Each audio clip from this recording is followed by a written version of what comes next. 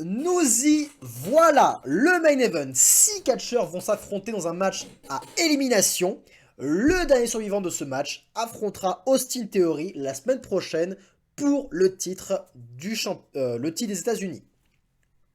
Et tout le Star Power, presque tout le Star Power, est réuni dans ce main event. On a Bobby Lashley qui affronte Seth Rollins, qui affronte Finn Balor, qui affronte Baron Corbin et qui affronte Dolph Ziggler et The Miz. Moins de Star Power, mais quand même, on a une belle triade, Bobby Lashley, Seth Rollins et Finn Balor, qui sont présents, beaucoup de Star Power dans ce main event. Et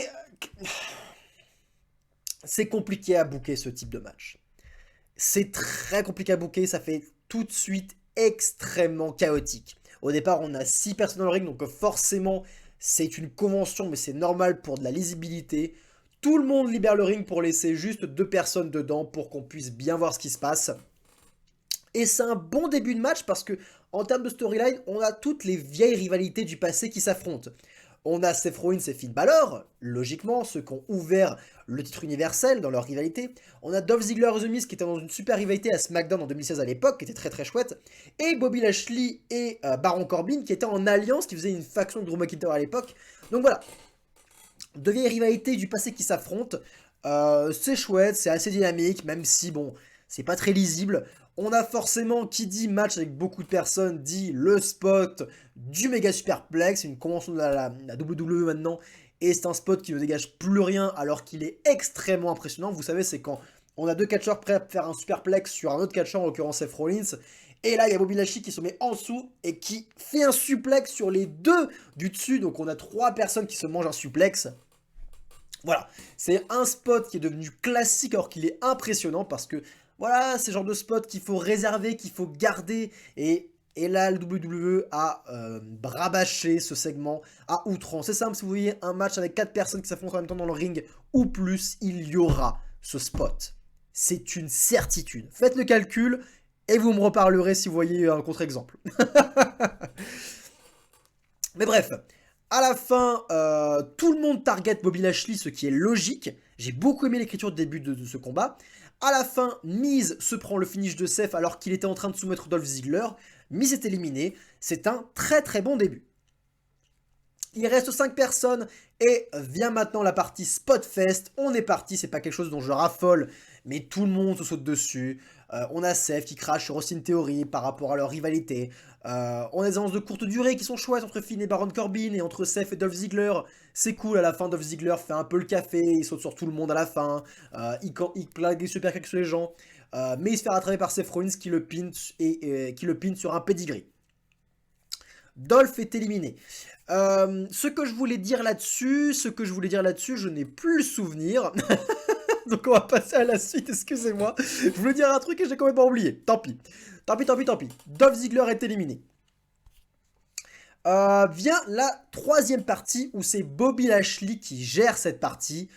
Il calme tout le monde. Voilà, tout le monde essaie de l'agresser, mais c'est lui le plus fort, etc., etc.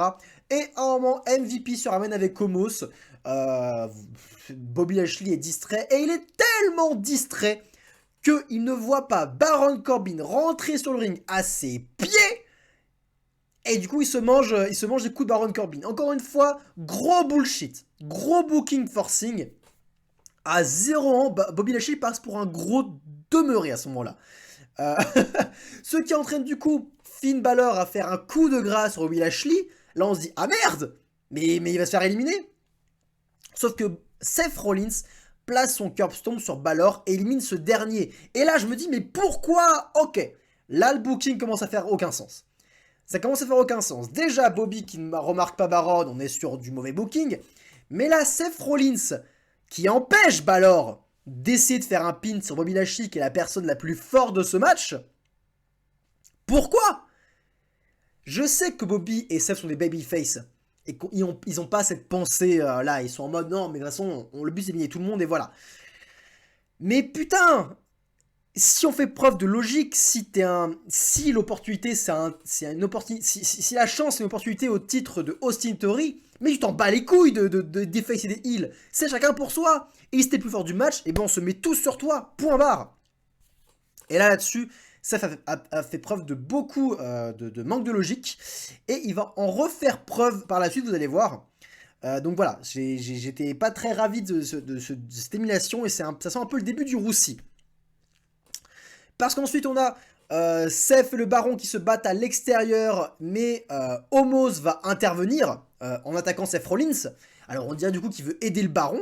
Le Baron, bah ok, il rentre dans le ring et il se mange un spear de Lashley. Voilà, victoire de Bobby Lashley. Il reste plus que Seth Rollins. Donc il reste les deux catcheurs qui étaient sûrs d'arriver en finale. Ce qui est chouette. Et là, quelque chose que j'ai beaucoup aimé, Austin Theory directement, il claque un gros coup de titre sur Bobby Lashley. C'est logique, il pense que c'est l'homme le plus fort, il a déjà battu Seth Rollins. Austin Theory, il veut affronter Seth Rollins, c'est pas Bobby Lashley, surtout pas. Donc voilà, il y a la logique qui est là-dessus. Et Omos attaque, fait un gros chokeslam à Austin, qui résiste, enfin il ne se mange pas le chokeslam en fait. Et Rollins, encore une fois, fait preuve de manque de logique, et il est là à stomper Omos, et ensuite agresse Austin Theory. Mais pourquoi, Seth? Pourquoi tu fais ça? Austin et Omos sont dans le ring, Lashley vient de se prendre un putain de coup de titre, Seth, tu rentres dans le ring et tu fais un tombé, tu fais un stomp sur Lashley, tu prends la victoire. Mais non, il est occupé à attaquer Austin Theory pour je ne sais quelle raison. Du coup, c'est trop tard, il rentre dans le ring, il se mange un spear, victoire de Bobby. Et oui, le résultat est bon. Oui, de toute façon, il y avait deux vainqueurs potentiels, c'était Seth Rollins et Bobby Lashley. On a déjà vu Seth Rollins, Bobby Lashley a fait son retour, voilà, c'était logique que Bobby l'emporte. Tout un match pour arriver à là, oui, c'est bien, ça rajoute du kayfabe, c'est chouette. Le résultat est bon. Mais qu'est-ce que c'était bordélique pour en arriver là? Et celui qu'on a fait le plus les fraises, c'est Seth Rollins. Deux décisions stupides. Alors que Seth Rollins, c'est la star d'Euro, c'est le plus gros babyface d'Euro, littéralement. Il mérite pas ce type de booking, Seth Rollins. Il mérite pas ce booking après autant de crédibilité et de star power. C'est franchement dommage. C'était laborieux, on arrivait au final, c'était quand même divertissant comme main event malgré toutes ces erreurs de booking. Le star power était tel qu'on restait captif et le côté éliminatoire rajoutait un peu d'enjeu et d'évolution à ce match. Donc on restait pris dedans. Mais franchement, c'était pas terrible. 23 minutes de match, 23 minutes de main event. C'était pas terrible. Franchement, ce Raw était laborieux. Laborieux, beaucoup d'erreurs de booking. La semaine prochaine, on va avoir un Raw qui risque d'être extrêmement divertissant et prenant avec beaucoup de noms, beaucoup de retours, des stars, des légendes, Roman Reigns présent, des gros matchs de championnat. Voilà, ça va être un full package, ça va être bien compact comme Raw. Ça risque d'être chouette et on enchaînera ça avec le Royal Rumble. Donc voilà, semaine prochaine risque d'être cool.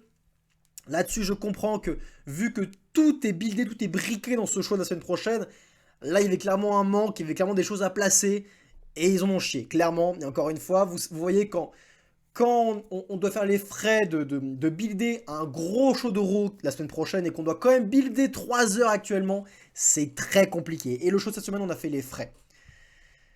Je ne suis pas non plus énervé, rien ne m'a énervé. J'ai été pris pour un con pour des heures de booking, mais je me suis pas senti humilié en regardant ce show, non plus.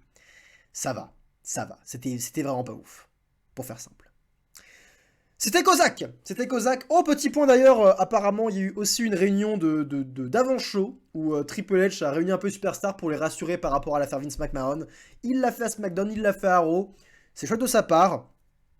J'espère qu'il ne fait pas preuve de mauvaise foi en faisant ça. J'espère que ça justifie bien le fait que rien de grave va ne se passer, que Vince ne va pas reprendre le contrôle créatif. Nous l'espérons tous en tout cas, c'est chaud de la part de Triple H de faire ça. Voilà, petit point là-dessus. C'était Kozak, on se retrouve très bientôt pour parler de AEW Dynamite. Je vous fais de gros bisous, prenez soin de vous, bande de fans de catch.